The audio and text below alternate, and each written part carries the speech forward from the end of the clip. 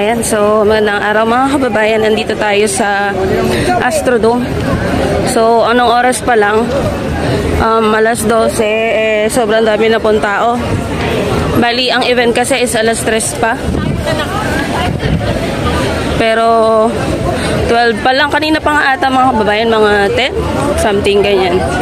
Sobrang aga ng ating mga kababayan. Para ipakita yung kani-kanilang suporta, no, sa mga senatorial candidate ng ating mahal na Pangulo.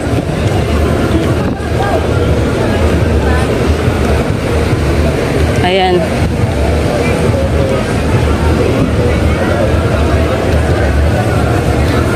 So, kung matatandaan nyo po, nagkaroon ng matagumpay na kick-off rally. Unang-una dyan sa may Ilocos Norte. Tapos, nasundan sa Iloilo, Davao. And then, ito nga po, dito sa may Pasay. Dito sa Astrodome. So, marami tayong mga kababayan dito na maaga nagsipunta talaga. Siyempre, para maipakita yung solid na suporta nila sa mga kandidato ni President Bongbong Marcos.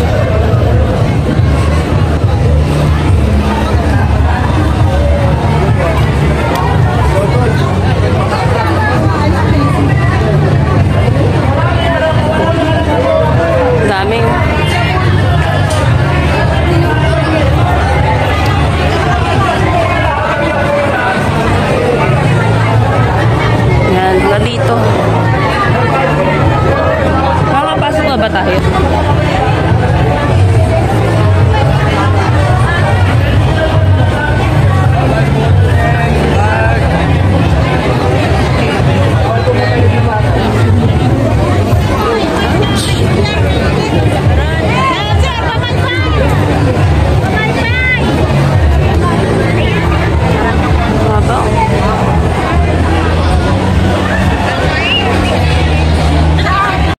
Nakapasok na tayo dito sa venue, and itong venue nga, nag-i-start pa lang pumasok yung mga tao, pero kitang-kita nyo naman dun sa unang video natin na sobrang dami ng tao sa labas, no? Maaga silang nagpunta. Ine-expect nga natin na mas marami yung pupunta dito, no? Dito sa may Astrodome. Bali, alas 3 pa talaga yung pinaka-event, mga kababayan. Pero yun nga, sabi ko sa inyo, napakaaga dumating yung ating mga kababayan, o baka may magsabi na naman na nilangaw. Bali, hindi pa po nag-i-start. Alas 3 pa mag-i-start. And currently, alas 12 pa lang ngayon, nire-record ko ang video na ito, no? Excuse me. Bali, video recorded po ito. Ganap na alas 12 ng tanghali. And nagpapasukan pa lang yung mga kababayan natin na maagang nagsipunta, maaga talagang gumising, no? Para magpunta dito, no? And mamaya maging-interview tayo ng mga ilang kababayan natin dito regarding lang syempre sa mga current issues, no, na nangyayari nga dito sa ating bansa. So, antabayanan lang natin mga kababayan. And yun nga, sa mga nagtatanong, may mga nag-PM sa akin kasi may na-upload akong video sa aking TikTok regarding nga po sa phase 3 na supposedly inauguration kahapon. Dahil sa sobrang lakas ng ulan, nakita nyo naman po sa video natin, hindi po siya natuloy, no? Dahil nga sobrang lakas ng ulan. So, na-postpone siya. Pero mga kababayan, sobrang laki ng improvement doon sa may Pasig Esplanades. And masasabi mo talagang pang world class. Sino bang pasimuno niyan? Siyempre si First Lady Lisa. Si First Lady Lisa na sinasabi nilang pakilamera, sausawera, walang ginagawa. Pero tignan nyo naman yung naging outcome ng pakikialam ng ating First Lady. Kumbaga yung tandem ng Marcos at FL Lisa, ni PBBM at ni FL Lisa, maganda po ang kinakahantungan. And yun nga, yung Pasig Esplanades, pag pumunta po kayo doon, sobrang ganda. Hindi, yung Esplanades kasi, nung dinevelop siya, hindi lang for tourist attraction. Siyempre, unang-una na dyan is yung history ng pinakalugar. And siyempre, makakatulong yun sa another mode of transportation. Siyempre, isa rin sa pinakamakakatulong doon yung tourist attraction nga, magiging tourist attraction. Alam niyo naman, sobrang daming mga kababayan natin ang nagtutungo doon, no? para ma-enjoy yung view. Hindi lang mga kababayan natin, pati yung mga turista talaga na dinadayo yun dahil nga sobrang laki ng improvement. Magkakaroon nga pala yun mga kababayan ng mga stall doon na kung saan pwedeng benta ng mga produktong maipagmamalaki ang ating mga kababayan. Syempre, another mode of transportation, magkakaroon ng ferry po doon, bike lane, and marami pa pong activity. Ayan. Ito yung mga senatorial candidate, yung 12 senatorial candidate under the Marcos administration. Good governance at kaulanan ng bawat Pilipino.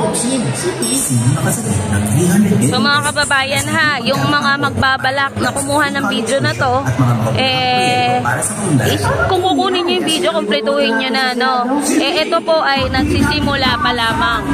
Ayan, itong video na to, ikuha po alas 12 ng tanghali, alas 3 pa, mga kababayan, yung pinaka start nung event na ito, no? And yun nga, mamaya makakasama natin si President Bongbong Marcos, syempre kasama yung 12 na senatorial candidate under the Marcos administration or yung alyansa para sa bagong Pilipinas. Ayan. Ito yung mga senatorial candidate ni PBBM. Ayan. Ito si dating Senator Manny Pacquiao. Actually mga kababayan, marami akong iboboto eh. Siyempre, iniisip ko pa din kasi kailangan maging matalino tayo sa pagboto talaga. Kailangan masiguro natin na yung mga iboboto natin, siyempre para sa Pilipino. At yung tutulong talaga sa administrasyon ni President Bongbong Marcos, hindi yung maninira lang.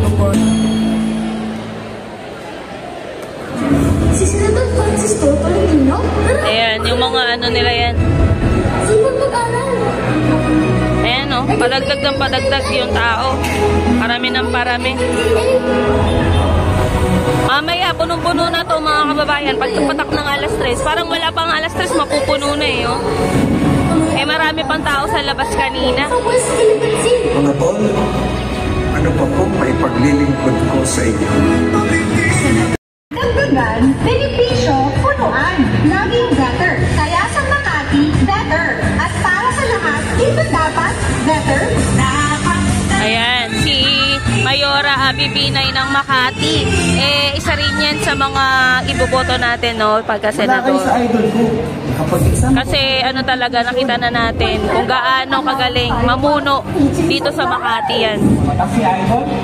Siyempre hindi lang yan, pag nagpapasurvey tayo, marami tayong kababayan na nakakausap na magaling daw talaga. Siyempre kung kaya niya sa Makati, kaya niya rin yan sa Senado. Sino ba yung idol mo? Si Senator Bongbong. Ang ating pagbangon.